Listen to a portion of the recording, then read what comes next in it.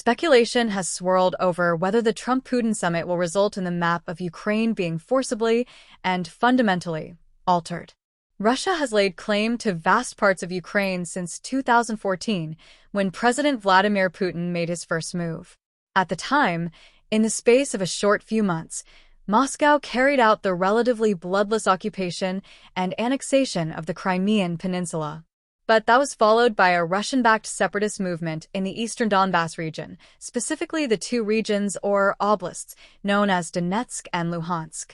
A war simmered there for 8 years. Ukraine lost around 14,000 soldiers and civilians during this period. But in February 2022, Putin launched his full-scale invasion. Russian troops quickly reached the outskirts of Kyiv and seized huge swathes of the south, including big chunks of 2 more oblasts, Zaporizhzhia and Kherson. The war has ebbed and flowed ever since. Russia now controls rather less territory, down from about 27% in the spring of 2022 to around 20% now. In the east, Russian forces are advancing, but very slowly and at great cost. President Volodymyr Zelensky of Ukraine says an unconditional ceasefire is needed now. European allies also insist on a halt in fighting. U.S. President Donald Trump says that is what he has been trying to achieve. But in the run-up to his Alaska summit with Putin, Trump has started talking, instead about territorial swaps. That has sent shockwaves across Kyiv and Europe. It is not at all clear what land Trump is referring to, or what those swaps could look like, given that all the territory in question legally belongs to Ukraine. As of August 2025, the territory of Ukraine looks as follows.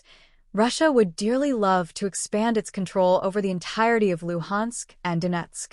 Some reports suggest that Putin is demanding that Ukraine hand over the remaining territory it controls in both oblasts. But that would mean Kyiv giving up on places which tens of thousands of Ukrainian soldiers have died trying to protect, cities like Kramatorsk and Sloviansk, and a fortified line protecting Ukrainian territory to the north and west. For Kyiv, such a concession would be a bitter pill to swallow. For Moscow, whose losses have been even more catastrophic, it would be seen as victory.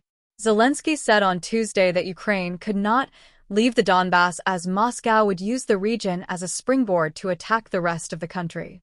In recent days, Russian forces appear to be pushing hard and making progress near the town of Dobropillia. But it's not yet clear whether this marks a significant strategic move or just an effort to show Trump that Moscow has the upper hand. What about Zaporizhzhia and Kherson, captured in 2022?